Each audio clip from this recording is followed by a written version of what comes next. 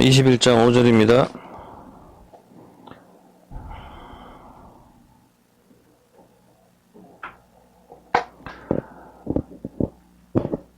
시온 딸에게 이르기를 네 왕이 네게 임하나니 그는 겸손하여 낙이 멍이 매는 짐승의 새끼를 탔도다 하라 하였느니라. 예수님께서는 낙이 새끼를 타셨습니다. 그죠? 제자들이 가서 예수의 명하신 대로 하여 나귀와 나귀 새끼를 끌고 와서 자기들의 겉옷을 그 위에 얹음에 예수께서 그 위에 타시니 무리의 대부분은 그 겉옷을 길에 펴며 다른 이는 나무가지를 베어 길에 펴고 앞에서 가고 뒤에서 따르는 무리가 소리질러 가로되 호산나 다윗의 자손이여 찬송하리로다. 주의 이름으로 오시는 이여 가장 높은 곳에서 호산나 하더라. 예수께서 예루살렘에 들어가시니 온 성이 소동하여 가로되 이는 누구냐 하거늘 8절하고 보면은 무리의 대부분들이 소리를 지르며 좋아했습니다. 호산나, 호시아나죠. 우리를 구원하소서. 이렇게 하면서 막 나무 가지를 흔들고 종려나무죠. 막 흔들면서 그렇게 막 기뻐하고 그렇게 했습니다. 그래서 예수님께서 나귀 타고 입성하신 후에 예수님께서 하신 일은 무엇이죠? 나귀 타고 들어가셔서 뭐 하셨어요, 예수님께서? 12절에 예수님께서 나귀 타고 들어가셔가지고 성전을 갖다가 깨끗하게 하셨죠. 성전을 내 집은 기도하는 집이다. 그렇게 하시고 성전을 다시 깨끗하게 하셨습니다. 자, 이때가 예수님께서 처음 이 땅에 오셨을 때죠. 이 땅에 우리 죄를 위하여 십자가에 달려 돌아가시기 위해서 예수님께서 오셔가지고 나귀를 타시고 입성을 하셨을 때 많은 무리들이 환영을 하고 소리를 지르며 그렇게 막 기뻐하고 그렇게 했었습니다. 근데 다시 오실 주님께서 무엇을 타고 오십니까? 마태복음 24장 30절입니다. 마태복음 24장 30절에 보면은 그때 인자의 징조가 하늘에서 보이겠고 그때 땅의 모든 족속들이 통곡하며 그들이 인자가 구름을 타고 능력과 큰 영광으로 오는 것을 보려. 땅의 모든 족속이 어떻게 한다고요? 첫 번째하고 너무 틀리네요. 첫 번째는 나귀를 타시고 두 번째 다시 오실 주님은 구름을 타시거든. 첫 번째는 나귀를 타고 오셨을 때 사람들이 막 웃고 즐거워하고 난리가 났었어요. 맞죠? 그렇게 했었는데 두 번째 이제 주님께서 오실 때는 나귀를 안 타고 이제 구름을 타고 오시네. 구름을 타고 오시는데 사람들이 울어요. 이 참 중요한 말씀이죠. 여러분, 처음에 오신 주님은 나귀를 타고 오셨는데 이때 온 세상 사람들이 기뻐하고 나뭇가지를 흔들고 했습니다. 그런데 두 번째로 다시 오시는 주님이 구름을 타고 오실 때는 사람들은 어떤 반응을 보입니까? 여기서 다 통곡을 합니다. 계시록 1장 7절에도 그렇죠. 계시록 1장 7절에도 한번 볼게요. 왜 통곡을 할까요? 계시록 1장 볼저다 구름을 타고 오시리라. 각인의 눈이 그를 보겠고 그를 찌른 자들도 볼 터이요 땅에 있는 모든 족속이 그를 인하여 애곡하리니. 땅에 있는 모든 족속들이 여지껏 막 즐거워했잖아. 예수님 나귀 타고 오셨을 때는. 근데 두 번째로 오실 때는 사람들이 막 울어 통곡을 해. 참 무섭죠. 이제는 왜 사람들이 웁니까? 기뻐해야 되지. 예수님 오셨는데. 여러분 지금 오늘 이 시간에 주님께서 구름 타고 오신다면은 여러분은 웃는 사람입니까? 우는 사람입니까요? 주님 지금 오시면 안 되는데 이렇게 하는 사람입니까? 안 그러면은 여러분 정말 기뻐가지고 호시아나 하면서 그렇게 외치는 사람이 될 거예요. 통곡을 하는 거 왜 통곡을 하죠? 당연히 말할 필요가 뭐 있어요. 주님 오셨으니까 지옥 갈 일밖에 없지. 자기들이 알잖아. 나는 천국 못 간다는 거 스스로 아니까 자기들은 이제 통곡을 하겠죠. 심판이 남아있기 때문이죠. 이제 주님께 오셨으니까 그때 이제 회개해도 헛방이잖아 보면. 나귀는 땅에서 타는 것이고 구름은 공중에서 타는 것입니다. 나귀 타고 오셔서 성전을 깨끗하게 했다면은 구름 타고 오셔서 하늘의 예루살렘을 보여주시겠죠. 나귀 타고 오셔가지고 성전을 깨끗하게 하셨으니까 이제 구름 타고 오셨을 때는 또 성전을 갖다가 하늘의 예루살렘을 우리한테 제공을 해주실 거 아닙니까? 주님께서 다시 오셨을 때는. 자, 어떤 사람이 새 예루살렘에 들어가게 됩니까? 마태복음 4장 20절에 한번 볼게요. 마태복음 4장 20절에 보면은 저희가 곧 그물을 버려두고 예수를 쫓으니라. 거기서 더 가시다가 다른 두 형제고 세베대의 아들 야고보와 그 형제 요한이 그 부친 세베대와 한 가지로 배에서 금을 깁는 것을 보시고 물으시니 저희가 곧 배와 부친을 버리고 저희가 어떻게 했어요? 예수님 만나자마자 뭐랬죠? 배를 버리고 아버지를 버렸어요. 배와 아버지를 버리고 예수님을 따라가서 이것이 제자의 삶이거든요. 이것을 버릴 때 필요한 것이 뭐죠? 배와 아버지를 버렸을 때 아버지는 알잖아. 아브라함이 네 고향 갈대아우로 버리고 옛사람 옛집 네 어미 집을 버리는 거 어떤 뜻인지 알죠? 묵은 술 전부 다 이런 걸 아버지를 버리고 중이 되라는 뜻이 아니잖아. 예. 그래서 배가 아버지 버린다고 해서 다시 아버지 안 만납니까? 그게 아니잖아. 중도는 안 만나지만 이건 아니라고. 아버지를 버리고 옛사람을 버리고 옛신을 섬기는 거, 그리고 거듭난다는 거죠. 배를 버린다는 건 뭡니까? 배는 뭐 하는 거예요, 여러분들이? 생계수단이잖아. 그 생계수단을 다 버리고 예수님을 따랐습니다. 자, 그러면 이것을 버렸을 때는 뭐가 필요하죠? 이것을 버릴 때. 그렇죠. 믿음이 필요한 거죠. 여러분이 이걸 믿지 못한다면은 버릴 수가 없죠. 생계수 뭐 먹고 살아야 될부터. 당연한 거 아니에요. 여러분 보험을 왜 들어요? 아, 이게 뭐 언제 사고 날지 모르니까. 못 믿으니까 보험을 드는 거 아니에요. 사고 안 난다는 믿음이 확실하게 있다면 보험을 들습니까? 안 들지. 못 믿으니까 보험을 드는 거잖아. 당연한 거 아니에요, 보면은. 예. 그래서 야고보서 2장 17절에 보면은 어떻게 돼요? 이게 행함이 없는 믿음은 죽은 믿음이야. 이와 같이 행함이 없는 믿음은 그 자체가 죽었다. 바로 여러분이 예수님께서는 자기 십자가를 지고 자기 아버지와 그 의무를 버려두고 쫓아가야만 제자가 되는데, 그걸 갖다가 여러분이 그 행동을 해야 된다니까, 진짜 실제로. 그게 믿음을 보여주는 거라. 내가 저 아가씨가 8시에 만나기로 했으면 반드시 그 다방으로 가야 그게 믿음이잖아. 말로만 믿는다 하고 안 가면은 믿는 게 아니잖아요, 보면은. 그렇게 마찬가지 여러분들이 예수님을 믿는다는 것은 행함이 있어야 그 행함이 믿음을 보여주는 건데, 저기 히브리서 11장 8절에 보면 한번 보세요. 히브리서 11장 8절에 보면 어떻게 하죠? 믿음으로 아브라함은 부르심을 받았을 때 순종하여 장래 기업으로 받을 땅에 나가서 갈 바를 알지 못하고 그냥 믿음으로 가는 거라. 믿음으로 텐트 하나 치고 그냥 그 등에 지고 가잖아. 그게 뭐죠? 자기 십자가를 지고 가는 거라니까. 아까 오전에 설명했잖아. 자기 십자가를 지고 따라오는 게. 아브라함이 갈 때를 뭐 모르고 등에다가 나무 기둥 하나 들고 메고 가는 거. 그게 스타로서 십자가라니까. 예, 이거 하나 메고 나아가는 거. 이거 자기 십자가를 지고 가는 거. 옛사람, 아비 집을 버리고 예수님만 따르는 것이죠. 이것을 믿음이라고 하는 것이죠. 이것이 행함이다. 이 말입니다. 자, 일단 마태복음 26장 64절 한번 볼게요. 마태복음 26장 64절. 일단 뭐 본론부터 빨리빨리 나갑시다.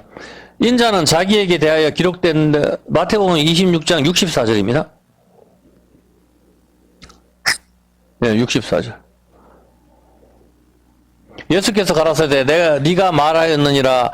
그러나 내가 너희에게 이르니 이후에 인자가 권능의 우편에 앉은 것과 하늘에 구름을 타고 오는 것을 너희가 보리라.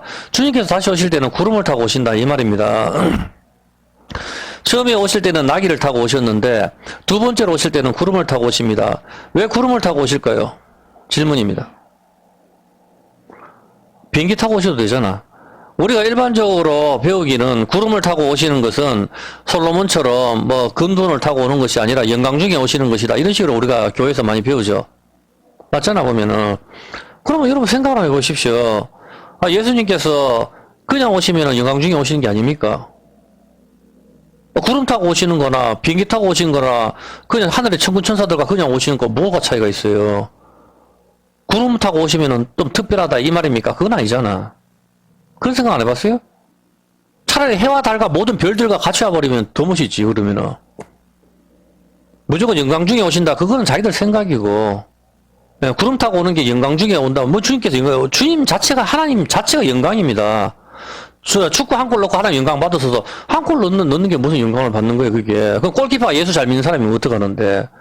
연예 대상 받고 하나님께 영광 돌린다 하면은 연예 대상 못 받는 사람이 믿음 좋은 사람이 어떡하는데. 말이 안 맞잖아요, 보면.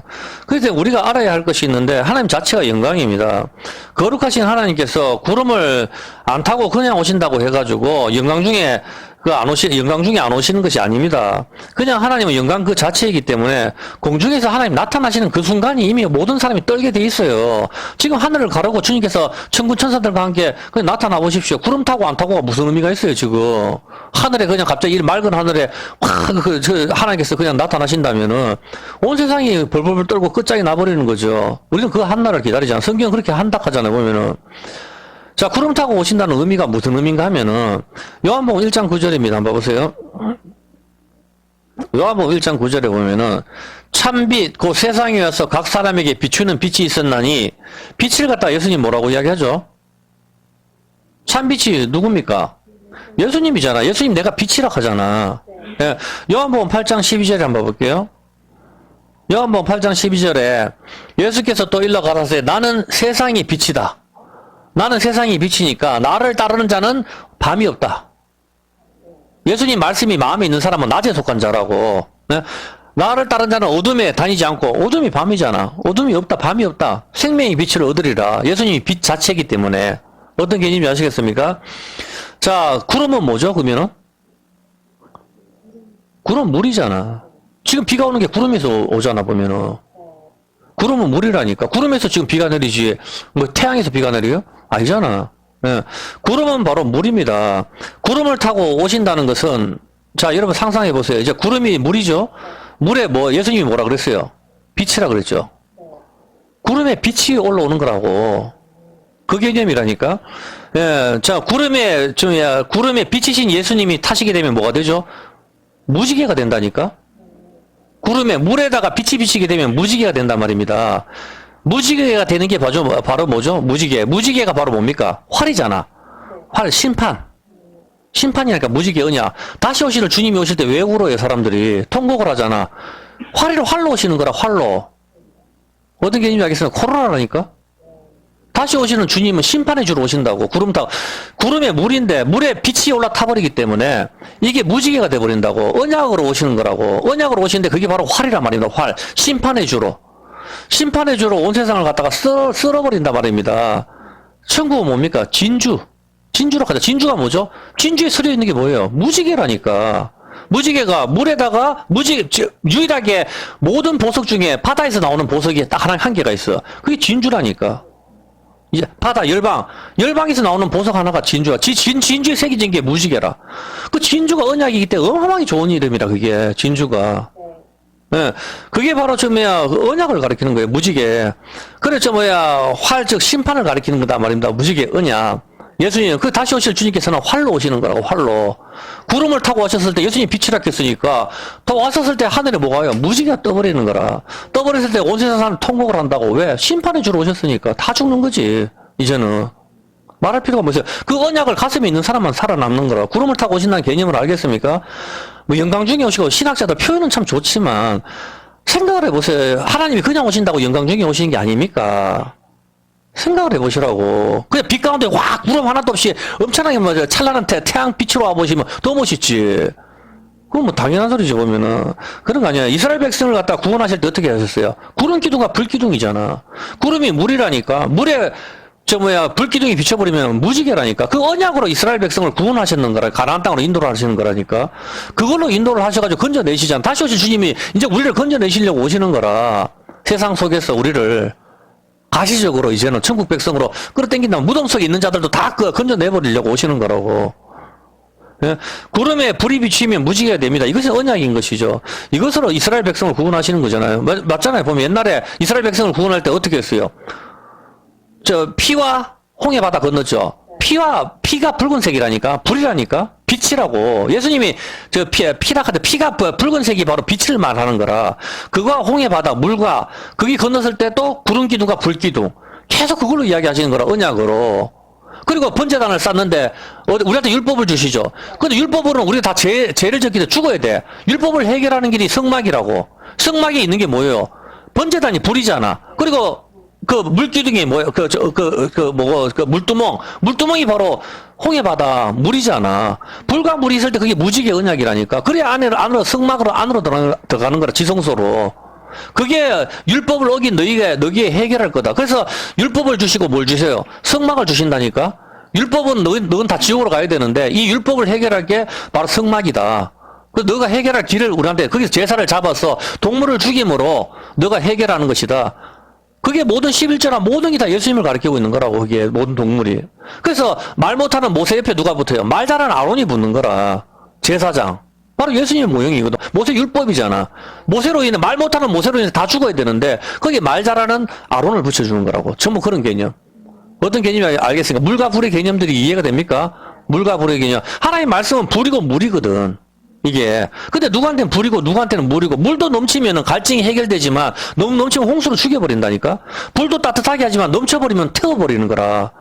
이게 너무 그러니까 이게 어떤 개념인가 하면 하나님의 말씀이 누구한테는 불로서 태워버리고 누가는 불로서 따뜻하게 해서 성령으로 뜨겁게 해주시고 누가는 갈증 물로서 이게 해갈이 되지만 누구는 이게 홍수로 죽여버리는 거라 하나님의 말씀이. 어떤 개념인지 알겠어요? 이 말씀, 핵폭탄이 북한에 있으면 북한을 살리지만 그게 다른 나라에 있으면 북한이 죽는다니까? 이 개념이라고. 어떤 개념이에요? 예수님을 신랑으로 맞이하는 사람은 다시 오시는 예수님이 좋지만 신랑이 아닌 사람은 예수님 오시면 죽는 거지. 네. 어떤 개념인지 알겠죠? 바로 구름을 타고 오신다는 개념이 좀 이해가 됩니까? 예, 무지개 언약. 바로 태초의 언약이잖아. 무지개 언약. 노아에게 약속하신 무지개 언약. 바로 그 이야기 하시는 거 아니에요? 주님께서 다시 오실 때는 노아의 때와 같다 했잖아. 노아의 때와 롯의 때와 같다. 다시 오시는 주님은 구름을 타고 오시는 것입니다. 빛이신 예수님께서 구름을 타시게 되면은 바로 활이 되는 거라, 활. 무지개, 케세트. 심판의 주로 오시는 거, 언약의 주님으로 오시는 것입니다. 천지를 창조하실 때 창세기 1장 2절 한번 볼까요? 창세기 1장 2절부터 이 물가불이 등장한다니까? 창세기 1장 2절이 어떻게 돼요? 봐봐요. 태초에 하나님이 천지를 창조하시니라 하고 1장 2절에 땅이 혼돈하고 뭐가 있어요? 하나님 심 어디에? 수면. 물이죠, 물. 물에 뭐가 붙여? 빛이 비춰지잖아. 바로 천지 창조가 무지개로 시작되는 거라니까? 이게 바로 무지개 언약. 우리 구원하는 언약으로 천지 창조를 시작하시는 거라. 물은 어디서 나왔다? 물도 하나님께서 창조하셨겠지. 근데 이미 모든 걸 창조하기 전에 이미 물이 있잖아. 물이 있는 상태에서 빛이 비춰지는 거라니까? 그게. 어떤 개념인지 아시겠죠?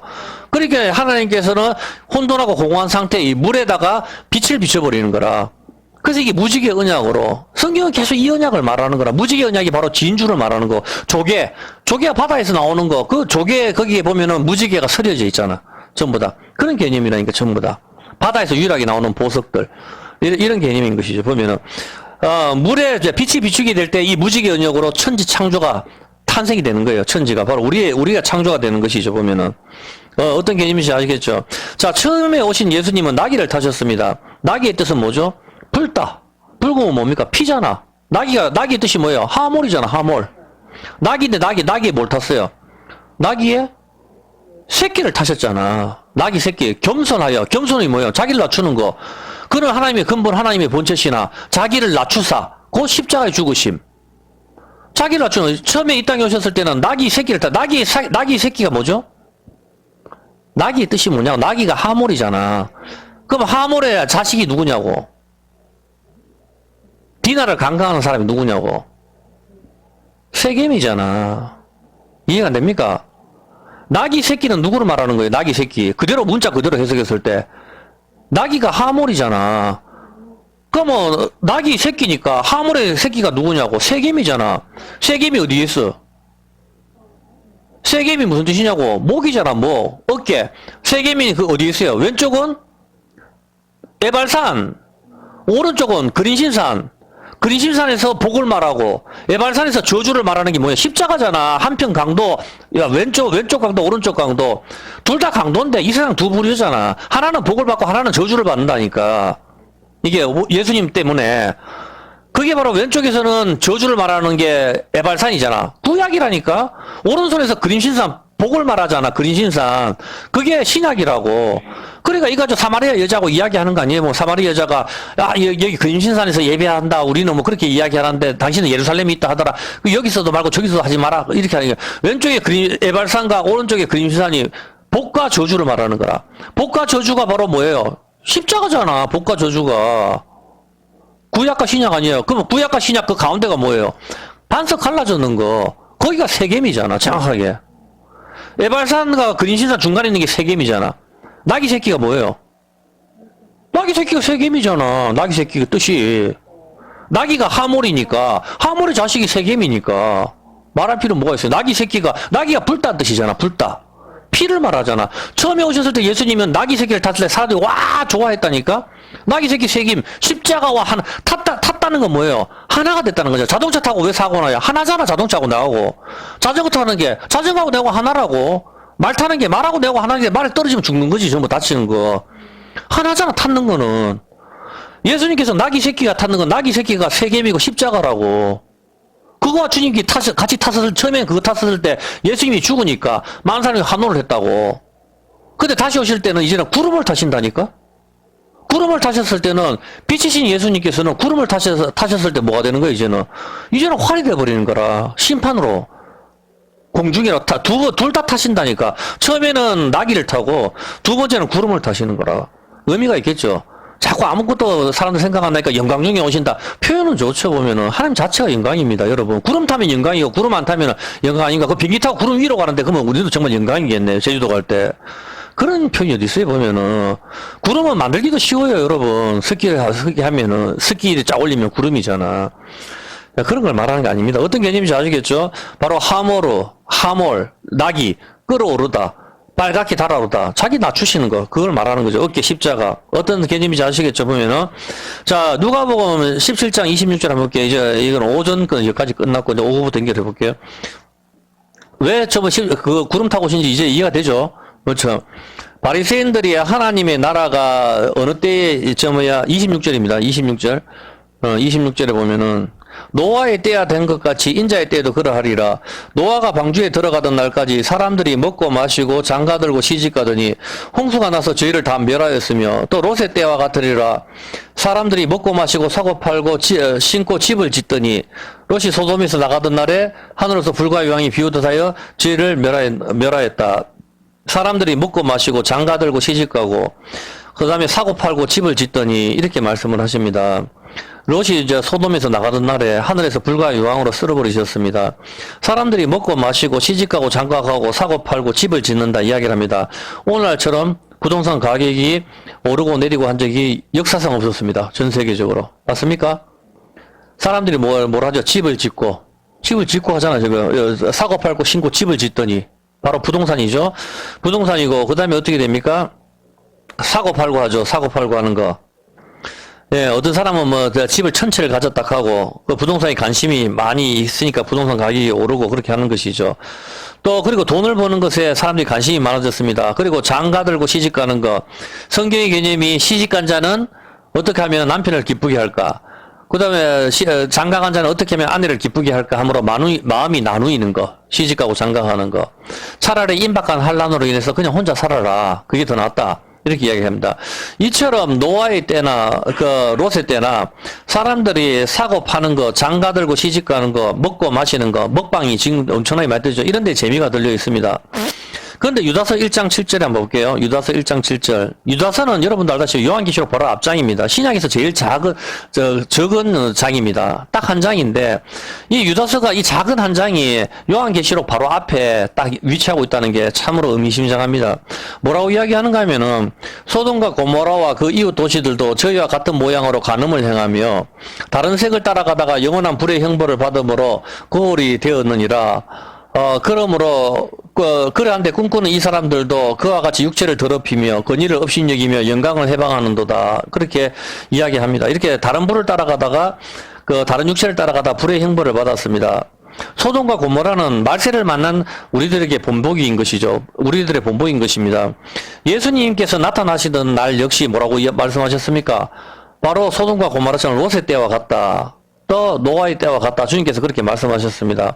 그러면 우리는 깨어 있어야 되는 것입니다. 23절에 보면은 23절에 어떻게 되죠? 23절에 또 어떤 자를 불에서 끌어내어 구원하라. 불에서 끌어내어 구원하라. 그렇게 말씀하셨습니다. 불에서 끌어내어. 소돔과 고모라 불구덩이에서 롯이 구원을 받았습니다. 그러나 롯의 처는 소금 기둥이 되었습니다. 누가복음 17장 32절에 한번 볼게요. 누가복음 17장 32절에 보면은 32절에 이런 말씀이 있죠. 롯의 처를 생각하라. 롯의 처를 생각하라. 주님께서는 그렇게 우리한테 지금 이 시간에 저를 통해서 말씀하십니다. 롯의 처를 생각하라. 그렇게 이야기하셨습니다. 롯의 처는 어떤 일을 했을까요? 창세기 19장 26절입니다. 창세기 19장 26절에 보면은 롯의 아내는 뒤를 돌아본 거로 소금 기둥이 되었다. 그렇게 했습니다. 예, 지금 롯의 아내는 뒤를 돌아보았습니다. 쉽게 이야기해서 애굽을 건너서 왔으면은 다시 가나안만 보고 가야 되는데 애굽을 건넜을 때 홍해 바다가 다시 닫혔죠. 그 하나님께서는 너 다 이제 영원히 못 돌아간다 이 뜻인데 못 돌아가는데 그걸 자꾸 쳐다본다 이 말입니다. 여러분들 이제 예수 믿겠다고 이게 왔잖아. 왔으면 이제 세상을 보면 안 된다니까. 근데 다시 세상을 쳐다보면 어떡한다 이 말입니까? 다시 애굽을 쳐다보면 어떻게 해요? 이제 홍해 바다가 가운데 막혀 있으니까 돌아가면 죽는 겁니다. 근데 롯의 아내 역시 불 가운데서 구원을 받았죠. 불가운데에서 구원을 받았는데 다시 뒤를 쳐다봤어요. 앞만 보고 가야 되는데 뒤를 쳐다봤다 이 말입니다. 누가복음 9장 62절에 이렇게 말씀하시죠. 누가복음 9장 62절에 보면은 오늘 하나님께서 저를 통해서 여러분한테 주시는 말씀이 예수께서 이르시되 손에 쟁기를 잡고 뒤를 돌아보는 자는 하나님 나라에 합당치 않다. 너가 하나님 나라에 못 들어온다. 뒤를 돌아보는 자는 그렇게 말씀하시는 거죠. 손에 쟁기를 잡고 쟁기 땅을 가는 거죠. 여러분들이 뒤를 쳐다보면은 하나님 나라에 합당하지 못하다. 천국은 너 그거 필요 없다. 나가라 이 말이죠. 세상을 바라보는 자들이죠. 뒤를 돌아보는 것이 시편 45편 10절입니다. 시편 45편 10절에 보면은 한번 보세요. 딸이여 듣고 생각하고 귀를 기울일지다. 네 백성과 아비 집을 잊어버릴지다.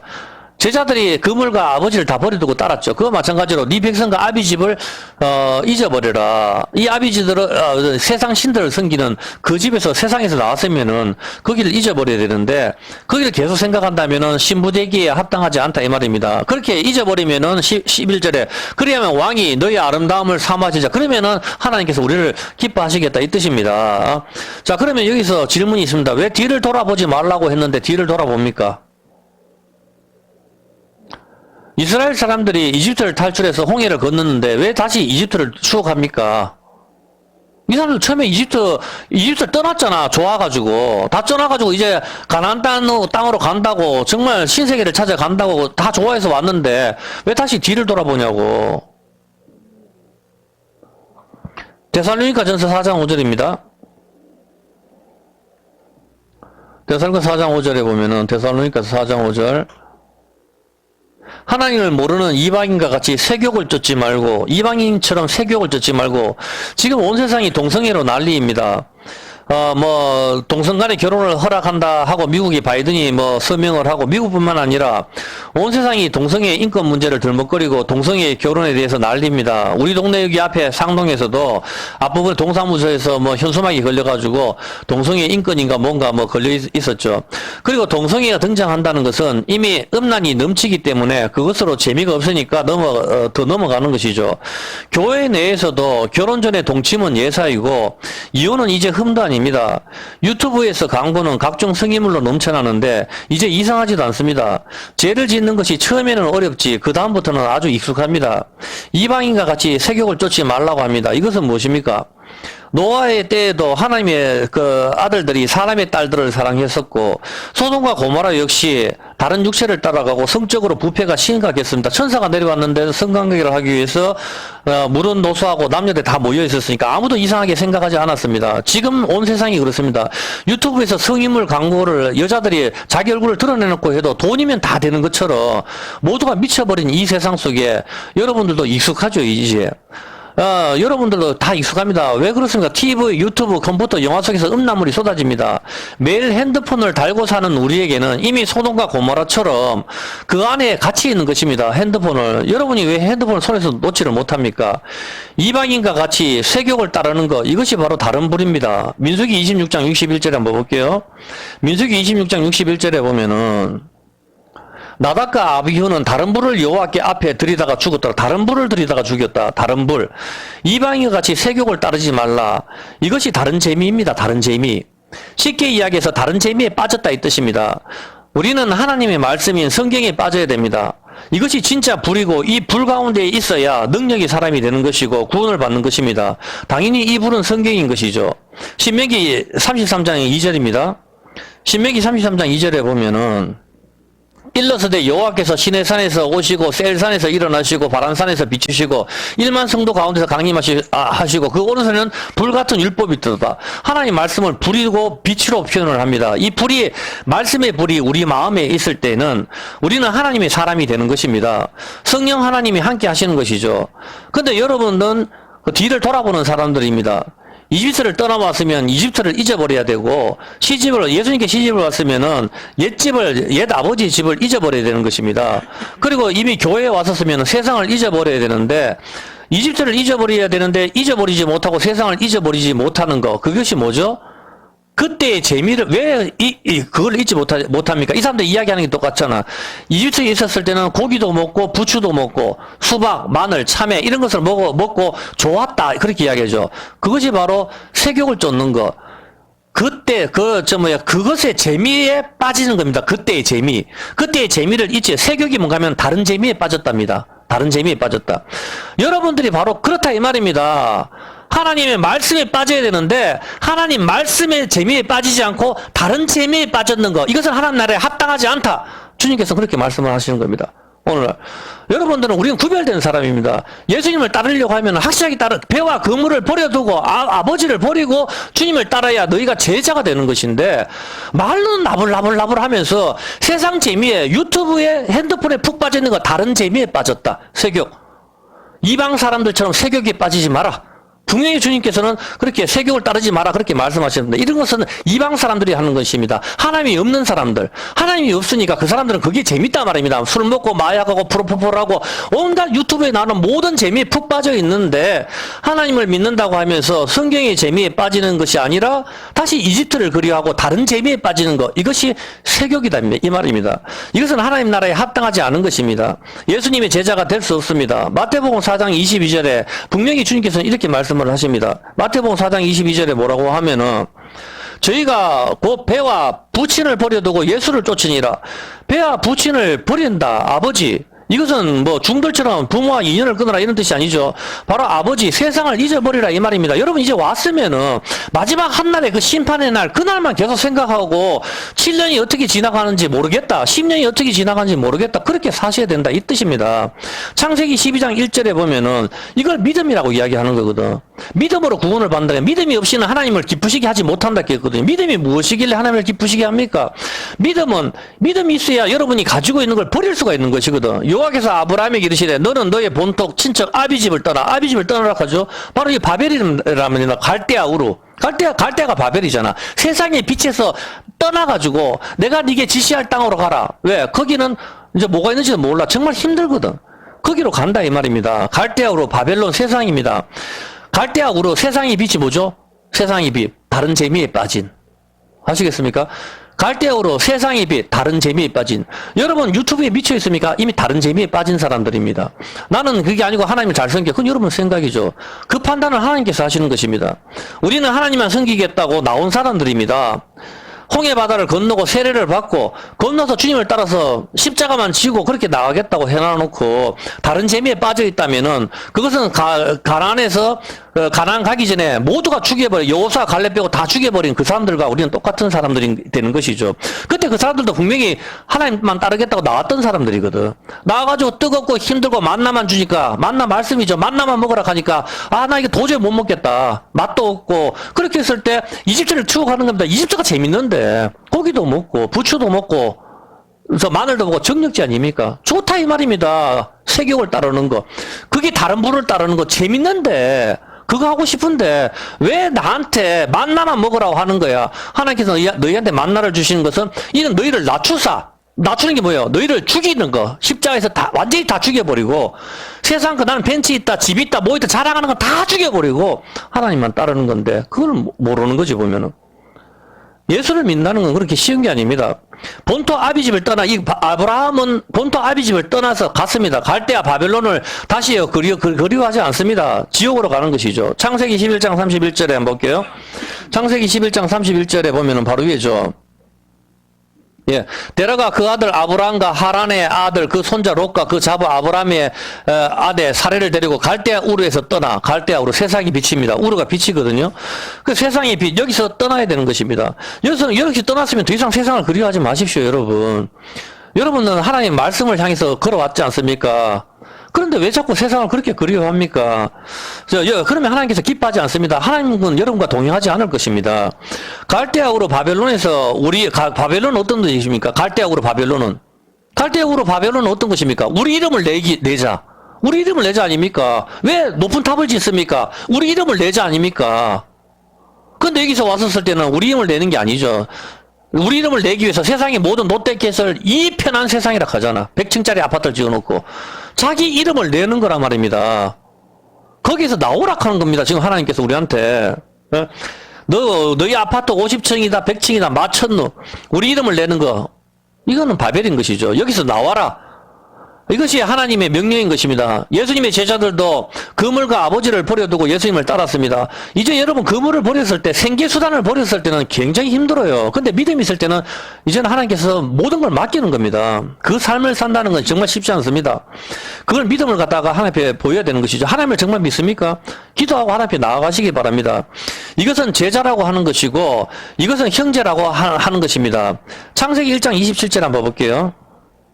예수님을 따르는 제자들, 이걸 갖다가 형제라고 이야기하는 것이죠. 아무 따나 교사, 자매님, 형제님, 그게 아니라니까. 뭐 예수를 믿지도 않는데. 하나님이 자기 형상, 곧 하나님의 형상대로 사람을 창조하시되 남자와 여자를 창조하시고 하나님의 형상대로 사람을 만드셨습니다. 여기가 우리가 하나님을 닮게 만들어졌다 이 말입니다. 근데 그래서 예수님 믿는 사람들을 무엇이라고 부릅니까? 예수 믿는 사람을 성도라고 부르고 또 예수님을 따르는 사람들을 제자들이라 부르고 또 형제 자매라고 부릅니다. 자, 여러분 한번 물어볼게요. 형제의 특징이 뭐죠? 그렇죠. 형제는 닮은 겁니다. 형제는 닮은 거 이제 아시겠습니까? 형제는 닮았죠. 뭐가 닮아도 예?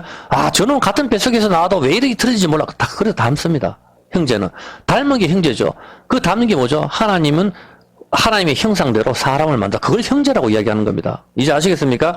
형제의 특징은 닮는 것이죠. 형제를 유심히 보면 조금씩 닮은 부분이 있습니다. 이것이 형제인 것입니다. 히브리서 2장 11절에 보면은 닮지 않으면 형제가 아닙니다. 거룩하게 하시는 자와 거룩하게 함을 입은 자들이 다 하나에서 난지라. 다 마찬가지죠. 거룩한 거 하나님께 났으니까. 그러므로 형제라 부르시기를 부끄러워하지 아니하고 다 하나님 형상대로니까 예수님이 너는 형제다. 그렇게 이야기를 부르신다 이 말입니다. 요한복음 4장 24절에 보면은 요한복음 4장 24절에 뭐라고 말씀하시죠? 하나님은 영이시니 예배하는 자가 어떻게 된다? 영과 진리로 예배하라 그랬죠. 하나님은 영이신데 영은 살과 뼈가 없어요. 근데 하나님의 형상으로 닮았다 하는 게 무슨 뜻이에요? 하나님이 우리처럼 콧구멍이 2개고 입이 1개고 뭐 머리카락이 짧고 이렇게 생각하시면 아니죠. 하나님은 분명히 영이시라고 이야기합니다. 이해가 됩니까? 그렇죠. 하나님이 우리처럼 살이 있고 뼈가 있고 간이 있고 쓸개가 있고 이렇게 생각하시면 안 된다 이 말입니다. 하나님께서 하나님의 형상대로 만들어졌다는 것은 하나님의 형상을 한번 찾아볼까요? 계시록 4장 2절 한번 볼게요. 요한이 하나님의 형상을 보거든요. 하나님이 어떻게 생겼는지 한번 볼까요? 성경 4장 2절. 내가 그 성령에 감동하였더니 보라 하늘에 보좌를 베풀었고 그 보좌 위에 앉으신 이가 있는데 하나님을 봤어요. 보좌 위에 앉으신 이의 모양이 어떻게 해요? 하나님의 모양이 어떻게 생겼다? 보석. 하나님 모양은 벽옥과 홍보석 같고 무지개가 있어. 보좌에 둘렀는데 그 모양이 녹보석 같다. 이게 끝이에요.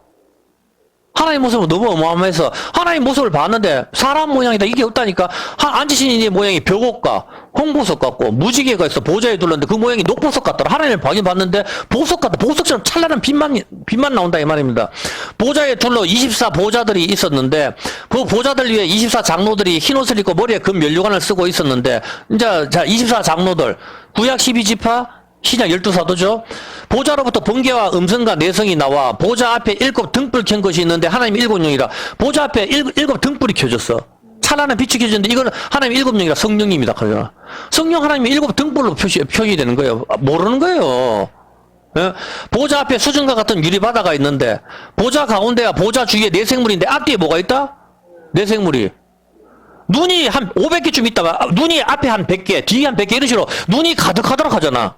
눈이 앞에 눈이 한 100개 있고 뒤에 한 100개 있다니까. 그러면서 상상이 됩니까?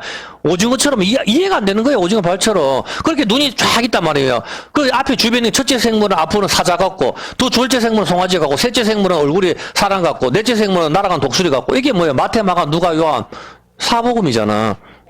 내 생물이 열서 날개 있고, 이런 식으로 쫙, 천사의 모습이 표현이 된단 말입니다.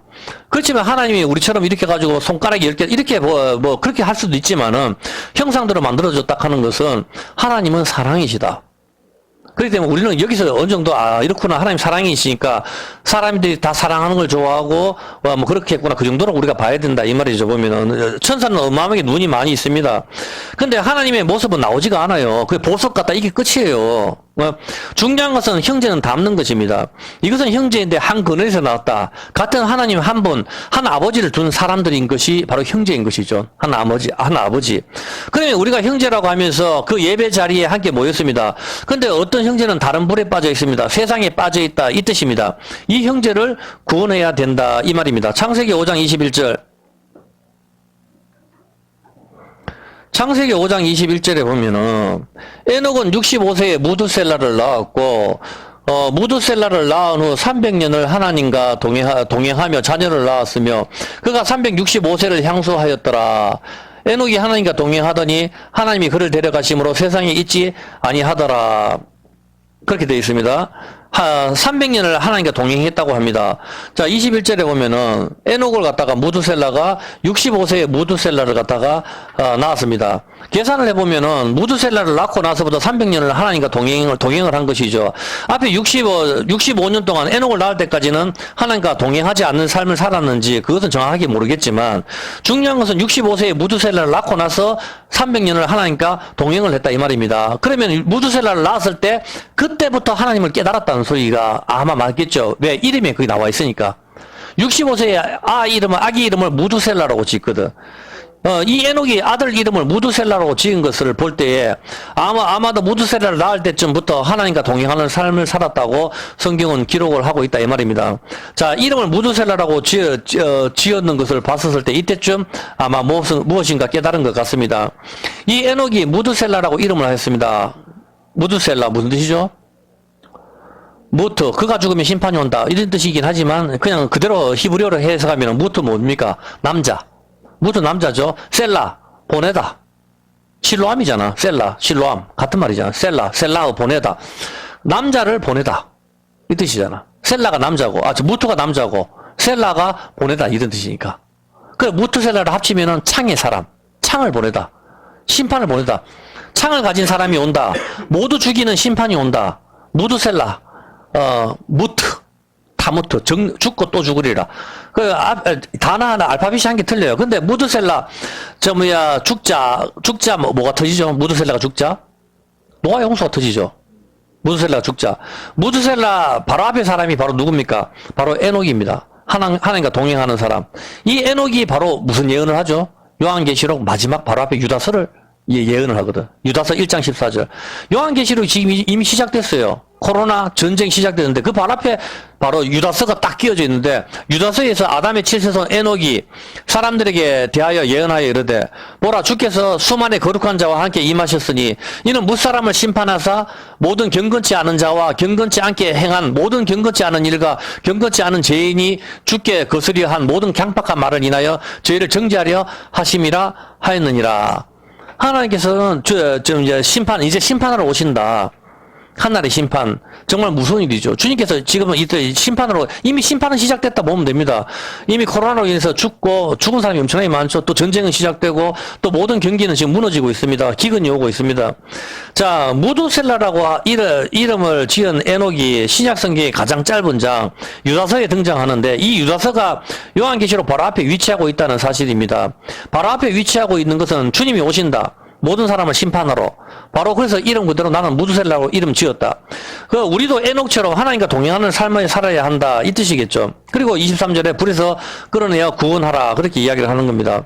바로 앞에 계시록을 두고 구원하라 하고 하신 것은 이제 노아의 홍수처럼 큰 심판이 오기 때문에 맞죠? 무드셀라가 죽었을 때 노아의 심판이 왔으니까 무드셀라 이름 짓고 무드셀라가 죽자마자 노아의 심판이 왔잖아. 요한계시록 바로 앞부분에 에녹이 등장한다니까. 이 에녹이 이제 이야기를 하는 거예요. 보면은 불에서 구원하라 하잖아. 보면은 이제 이미 코로나 시작으로 심판은 시작이 된 것입니다. 불에서 끌어내어 구원하라 하셨는데 베드로후서 3장 3절에 뭐라고 이야기합니까? 이 동영상을 보시는 분들도 잘 들어보시기 바랍니다. 여기 보면은 먼저 이것을 알지니 말세에 누가 온다? 조롱하는 놈이 온다. 말세에 조롱하는 자들이 와서 자기의 정력을 쫓아 행하여 기롱하여 가로되 주의 강림하심이 약속이 어디 있느냐? 야, 주님이 다시 오시기는 뭐가 오시냐? 이렇게 조롱하는 자들이 등장한다는 겁니다. 아무리 제가 코로나는 심판입니다. 이제 심판이 시작되었습니다. 이야기를 해도 다른 재미에 빠진 사람들은 조롱을 합니다. 심지어 제가 목사님들에게도 이런 이야기를 하면은 전부 다 웃습니다. 조롱하는 자들입니다. 창세기 19장 4절에 보면은 창세기 19장 4절에 한번 볼까요? 뭐라고 되어 있는가 한번 보세요. 그들이 눕기 전에 그 성사람 곧 소돔 백성들이 물어놓은 창세기 19장 4절 집을 에어쓰고 14절인가요? 14절 한번 볼게요. 14절에 롯이 나가서 그 딸과 정혼한 사이들에게 고하여 이르되 여기서 이 성을 멸하실 터니 너희는 일어나 이곳에서 떠나라 하되 그 사이들이 뭐다? 농담이 바로 조롱하다, 차하크, 웃다, 비웃다, 조롱하다 이 뜻이거든요. 그 사이들은 다른 재미에 빠졌습니다. 소돔에. 다른 세계에 빠진 사람들은 이 세상에 돈 버는 재미, 장사하는 재미, 다른 세계에 푹 빠져 있으니까, 그래서 여기서 빨리 하나님께서 이성을 심판하시니까 빨리 도망가자. 그렇게 했었을 때 농담을 한다 이 말입니다. 베드로서 아까도 했죠. 말세에 조롱하는 자들이 등장한다. 말세에 조롱하는 자들이 농담으로 여긴다. 비웃다. 터놓고 웃다. 이것은 믿지 않는 것입니다. 이때 하나님께서는 이들 사위들을 불에 다 태워서 죽여버리는 것이죠. 웃다, 차크, 농담, 조롱하다. 이때 심판이 발생을 하는 것이죠. 창세기 17장 17절에 보면은 창세기 17장 17절에 봤었을 때 지금 제가 이렇게 이야기할 때 이걸 농담으로 얘기하면 죽는 거죠. 보면 아브라함이 엎드려 웃으며 이게 농담입니다. 아브라함 너 아들이 있을 거야. 그렇게 하니까 아브라함이 100세 된 사람이 어찌 자식을 얘기해. 이게 웃다 농담으로 얘기다 믿지 않다. 이게 비웃다 이 말입니다. 하나님 말씀을 17장에 아브라함이 자식이 있다고 하니까 아브라함이 엎드려서 웃습니다. 그래서 아브라함이 믿지는 않습니다. 17장에. 그래서 18장으로 갈까요? 18장 11절에 17장은 아브라함이 웃거든요. 근데 18장 11절은 부인 사라가 웃어요. 이제는 18장에는 아브라함과 사라이 나에게만 늙고 사라의 경수 생리는 끊겼거든요. 사라가 니도 아가 생긴다 하니까 사라가 속으로 웃고 웃었어요. 또 비우는 것이죠. 내가 무슨 나 여호와께서 아브라함에게 이르시기를 사라가 왜 웃냐? 그러니까 내가 늙었거든 어떻게 아들을 낳으려 하느냐? 여호와께서 능치 못한 일이 있겠느냐? 그래서 사라에게 아들이 있어. 사라가 이제 겁이 나는 거죠. 두려워하여. 내가 안 웃었습니다. 거짓말까지 하는 겁니다. 둘 다 17장은 좀 아브라함이 웃고 18장은 사라가 웃거든요. 그래서 아기를 낳았는데 이름을 웃는다 해서 이삭으로 지어버려. 이삭이 뜻이 웃다 뜻이거든. 자식이 없는 사람한테 웃음을 주는 것이지. 예수님이. 어떤 개념입니까? 비웃는 인간들한테 예수님께 야 이삭의 뜻이 웃다 뜻이니까 17장에서는 아브라함이 웃고 비웃고 18장에서 사라가 비웃는데 아들 이름을 웃는 것으로 지어버린다고요. 어떤 개념인지 알겠습니까? 자 그렇게 짓는데 이렇게 웃고 이렇게 했었을 때 여기 이제 어떤 일이 발생하죠? 하나님을 웃는단 말이야. 하나님 너는 아들이 생길 거야. 하나님께서 말씀하시는데 이 인간들 둘이 아브라함도 웃고 사라도 웃거든요. 그때 소돔과 고모라 심판이 여기 등장하거든. 그래 네가 정말 웃는단 말이지. 그러면 내가 다른 걸 한번 보여주지. 그렇게 해서 하나님께서 소돔성을 쓸어버리십니다. 소돔을 갖다 그때 아브라함 믿는단 말이에요. 믿어가지고 제발 소돔성만은 살려달라고. 의인이 50명 있으면은 하나님 의인과 같이 악인과 같이 멸망시키는 게 옳습니까? 왜 자기 의인 롯이 거기 있다고 자기 생각을 하거든. 옳습니까? 그런데 하나님께서는 의인 50명만 있으면 어떡하랍니까? 의인 50명 있어도 내가 멸망하지 않겠다. 10명까지 내려가는 거지. 그렇게 하고 마지막 끝을 내는 거예요. 그렇게 하는데 하나님께서는 심판을 하십니다. 18장 1절에 한번 볼게요. 여기서도 중요한 성경의 구절들을 잘 한번 봐보세요. 18장 1절에 보면은 어떤 일이 발생하죠? 18장 여호와께서 마물의 상수리 숲을 근처에서 아브라함에게 나타나시니라. 어디 오정쯤에 해가 가장 뜨거울 때 낮이죠. 낮에 아브라함을 만나. 소돔성 심판할 때는 밤에 만나거든. 어떤 개념인지 알겠습니까? 태양이 뜨거울 때 항상 가장 밝을 때는 아브라함한테 하나님이 나타나셔서 만나주시고 소돔에 심판하러 갔을 때는 롯에 저녁 때 만나러 가거든. 밤에 속한 자. 이해가 됩니까? 창세기 19장 1절 한번 볼까요? 낮에는 아브라함을 만나신데 19장 1절에는 날이 저물 때에 그 두 천사가 소돔에 이르니 마치 롯이 소돔성에서 만난단 말입니다. 저녁에. 밤에 속한 자. 어떤 개념인지 알겠습니까? 하나님 말씀이 빛이기 때문에 이 말씀이 없는 자는 여러분 밤입니다. 여러분 죽는단 말입니다. 여기서 만나면 죽는 주님이 도적같이 오신다 하는 이야기가 그 뜻이에요. 보면은 밤에 도적같이 하나님 말씀이 빛이기 때문에 이 말씀을 읽는 자는 24시간 낮이지만 먹고 마시고 하나님과 동행의 삶을 가지지만 밤에 만나는 자는 이는 말씀이 없는 상태, 빛이 없는 상태, 밤에 도적같이 만나는 상태, 심판의 상태입니다. 이 밤에 만나잖아. 날이 저물 때 드디어 천사를 영접하거든요. 이 날이 저물 때 왔을 때 천사들과 동침하려고 할 때 받아놓고도 그렇게 할 때 불태워 다 죽여버린단 말입니다. 창세기 19장 29절에 보면은 이 소돔과 고모라 사건 때에 롯은 구원을 받습니다. 왜 구원을 받습니까? 창세기 19장 29절에 한번 볼게요. 창세기 19장 29절. 창세기 19장 29절에 하나님의 들의 성들을 명하실 때 곧 롯에 거하는 성을 엎으실 때 아브라함을 생각하사 롯을 그 엎으시는 중에서 내가 보세요. 아브라함 때문에 롯을 구원해 주신 겁니다. 아브라함을 생각해서 예수님 때문에 우리를 구원해 주신 것이다. 이 뜻이란 말입니다. 예, 보면은 아브라함과 롯은 형제란 말입니다. 형제. 아시겠습니까? 조카잖아. 형제잖아. 사촌은. 아브라함과 롯은 형제이기 때문에 여기서 구원을 해주시는 것이죠. 보면, 창세기 11장 27절에, 11장 27절. 데라의 후에는 이란이라. 데라는 몇 명을 놓죠? 아들을? 아브람을 놓고 나홀과 하란을 낳았어요. 예? 알겠습니까? 이제 아브람의 아버지가 데라인데, 이 데라는 아브람하고 나홀하고 하란을 낳았거든. 이 아브람하고 나홀하고 하란을 낳았는데, 이 아브람은 그 사례하고 결혼하는데, 이 나홀은 누구하고 결혼해요? 나홀은. 이 나홀은 하란의 딸하고 결혼하거든. 자기 조카하고 결혼하는 거라. 예? 나홀은 하란의 딸하고 결혼해가지고 누구를 놓죠? 나홀의 하란 딸을 낳고 부두엘을 놓잖아. 부두엘이 바로 누구를 넣어요? 레아와 라헬. 자, 부두엘이 참 라반과 리브가를 놓잖아. 이해됩니까? 잠깐 다시 한번 볼게요. 예.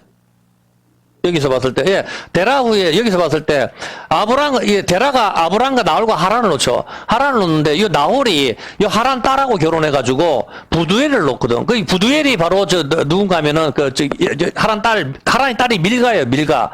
여하고 결혼해가지고, 여기서 누구하고 누구를 놓는가 하면은, 부두엘을 놓는데, 부두엘이 라반하고, 라반하고 누구를 놔요? 라반하고, 리브가를 놓는다고. 이해했습니까? 그리고 하란은 또 누구를 놓죠? 롯을 놓잖아. 롯을 놓는데, 롯이 아브람을 따라가서 왜 따라갔죠? 생각해보세요. 하란은 그 아비 데라보다 먼저 어디서 본토 갈대아로 해서 어떻게 됐어요?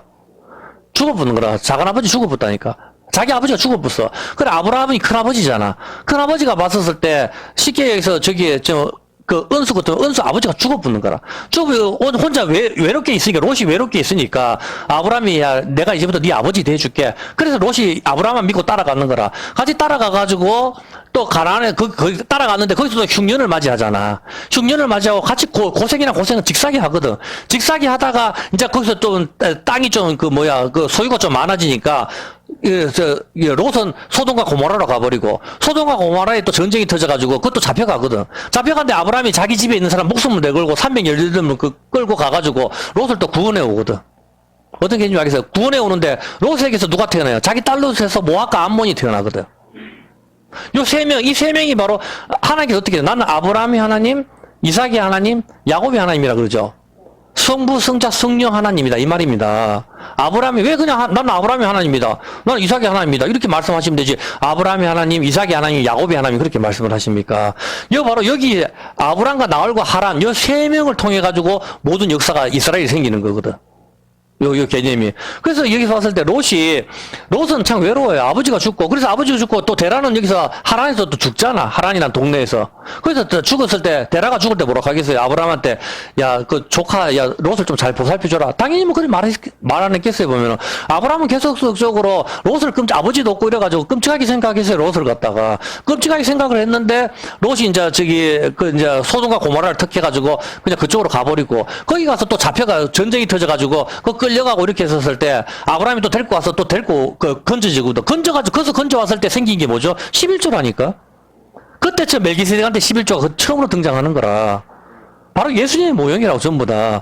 거기 등장했었을 때 거기에서 그 다음에 나왔을 때 어떻게 해요? 소돔성이 또 멸망할 때 롯 때문에 또 아브라함이 또 하나님께 간구를 하는 거라.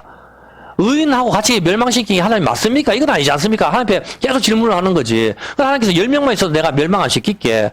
그래서 아브라함을 생각해가지고 하나님께서 끝까지 참으시고 또 롯을 건져내주시는 거라. 이 아브라함이 바로 예수님의 모형이거든. 그렇게 해서 아브라함 때문에 이 롯에서 누가 태어나죠? 모압과 암몬이 태어났는데 이 모압 여자가 누구라? 룻기서에 등장하잖아. 이 룻기서에 이 모압 여자가 나오미하고 같이 올라가는 게 이 시대의 마지막이거든. 알리야. 올라가가지고 누구를 만나? 보아스와 만나가지고 다윗왕의 그 후손을 놓는 거. 그 개념이 쫙 그렇게 기록되는 거거든. 시나리오를 알겠죠, 보면은. 그렇게 해서 여기서 이스라엘 탄생하는 거 하여튼 뭐 이 정도까지만 합시다. 시간이 너무 많이 흘렀어요. 네, 나중에 좀 봅시다. 시편 75편입니다.